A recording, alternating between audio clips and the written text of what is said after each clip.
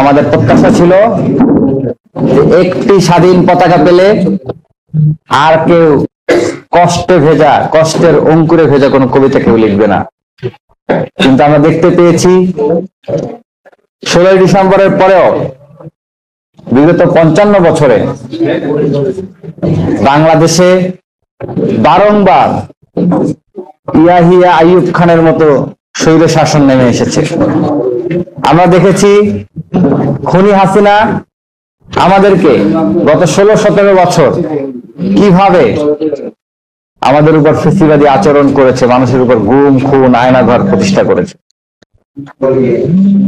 সেই রক্তের উপর দাঁড়িয়ে যে নতুন বাংলাদেশ পেয়েছিলাম, আমাদের যে স্বাধীনতার স্বাদ ছিল, সাম্য, মানবিক সুবিচার, ইনসাফ, সেটি আমরা গত 55 বছরও নিশ্চিত করতে পারিনি।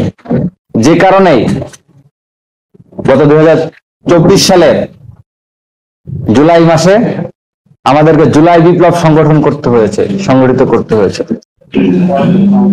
আমরা বরাবরই বলেছি ঢাকা বিশ্ববিদ্যালয় কেন্দ্রীয় ছাত্র সংসদ ডাকসু হবে বাংলাদেশের স্বাধীনতা সার্বভৌমত্বের রতন্দ্র প্রহরী। বাংলাদেশের স্বাধীনতা, সার্বভৌমত্ব, সংস্কৃতি, কালচার এবং যত ধরনের গণতান্ত্রিক আন্দোলন হয়েছে গত 55 বছরে প্রত্যেকটা বিষয় ডাকসুকে ধারণ করে এবং ডাকসু মনে প্রাণে লালন করে। ডাকসু যেমন আপনার 7ই নভেম্বরের বিপ্লব সংহতি দিবসকে ধারণ করে, ঠিক একইভাবে 2006 সালের 28 অক্টোবরকেও ধারণ করে। 2013 সালে শাপলা চত্বরে যে গণহত্যা চালানো হয়েছে সেটাকে ধারণ করে। প্রত্যেকটা মুক্তিকামী মানুষের প্রত্যেকটি গণ আন্দোলনকে, প্রত্যেকটি লড়াইকে ডাকসু ধারণ করে।